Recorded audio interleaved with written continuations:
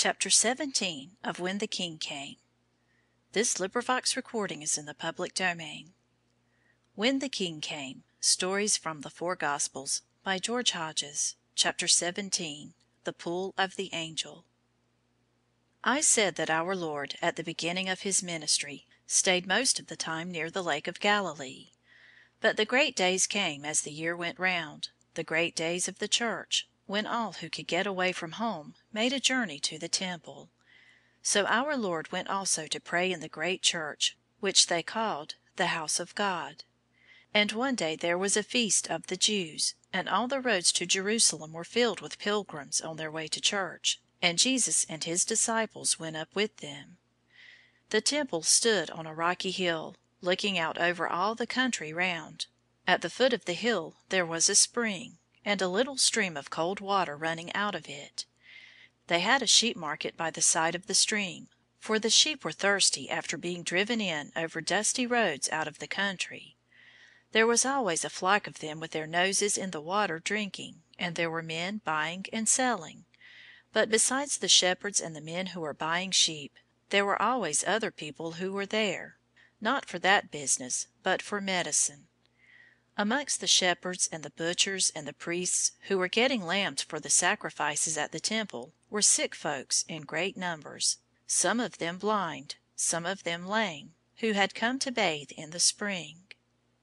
The water bubbled up out of the ground in a great pool, and beside the pool was a porch with 5 arches. And the sick people lay on blankets in the porch waiting for the moving of the water. For this was a strange pool. Sometimes the water lay so still that the sick folks could use it for a looking-glass and could see their thin and anxious faces in it, all but the blind ones. But presently there would be a great commotion in the water, as if somebody were blowing it with the breath of a giant, or were stirring it with a huge stick. And some people thought that this was caused by an angel going down into the clear pool. And as soon as this happened, the sick people scrambled down as best they could into the water, and the sickest were helped down by their friends. The idea was that whoever got in first would be made whole of whatsoever disease he had.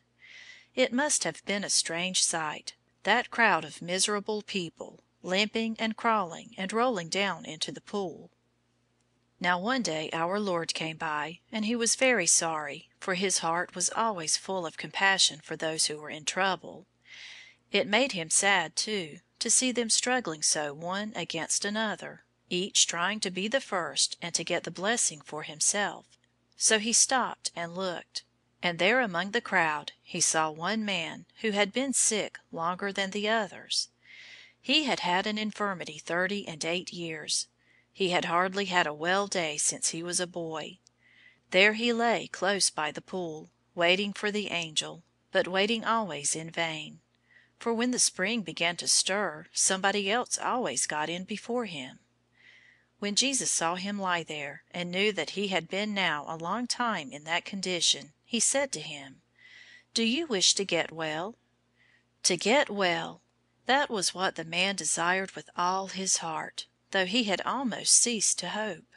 So he answered, "Sir, I am a poor man, and I have no friends. When the water is beginning to stir, I have no man to put me into the pool, but while I am coming, another steps down before me." Then our Lord said, "Arise, take up thy bed, and walk." And immediately the man started to get up.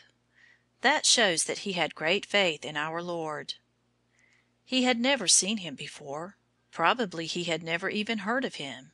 But he saw him now and heard his voice, and he believed in him with all his heart.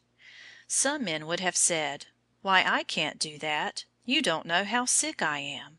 I have been lame all my life, almost 40 years. I can't get up." But this man tried. When Jesus told him to get up, he tried to do it, and when he cried, God gave him strength. So he took up his bed and walked. But it happened that that day was the Sabbath. You remember that the people had made themselves a great many rules about it.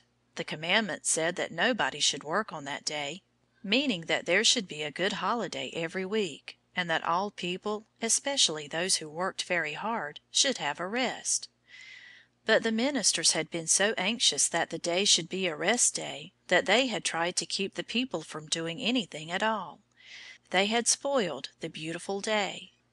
One of their rules was that it was wrong to carry anything during the Sabbath. So when they saw this man, with his glad face, leaping up and down as he walked, first on one leg and then on the other to make sure that they were both sound and strong, and carrying his bed rolled up in a bundle under his arm, they stopped him. They said, "It is the Sabbath day. It is not lawful for thee to carry thy bed." He answered them, "I have been a sick man, lying on my bed for 38 years, and today I have been cured at the pool of the angel.